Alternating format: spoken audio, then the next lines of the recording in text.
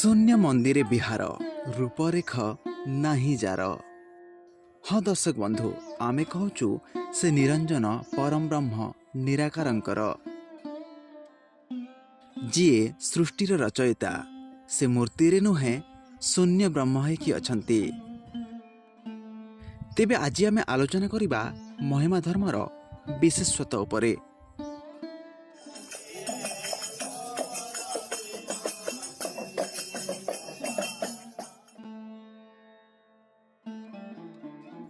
ओडिशार आध्यात्मिक भूमि रे जन्म नेइथिबा एक अद्भुत धार्मिक परंपरा हेउछि महिमा धर्म।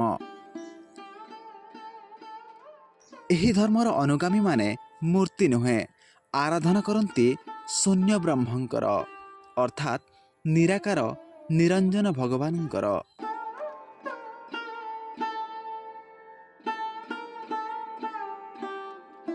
सेमानंक मत अनुसारे भगवानंकर कौनसी आकार नाही, कौनसी रूप नाही।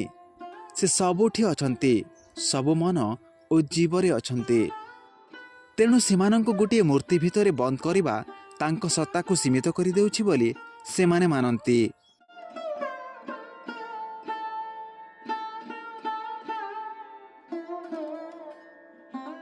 महिमा गोसाईंक द्वारा प्रचारित ए धर्म मनुष्य को शिखाए जे सत्य, अहिंसा और निष्कलंक जीवन ही परम भक्ति।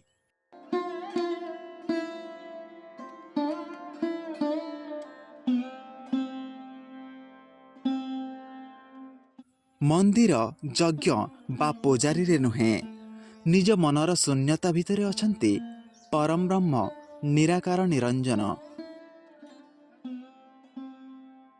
सेथिपाई महिमा धर्मावलंबी माने निज ध्यान और निर्मह जीवन माध्यम रे शून्य ब्रह्मंक आराधना करंती। एहा एक एमिति आस्था जेउटी भगवान अछंती तुम मनर गभीर शांति रे, ना कि कौनसी मूर्ति रे।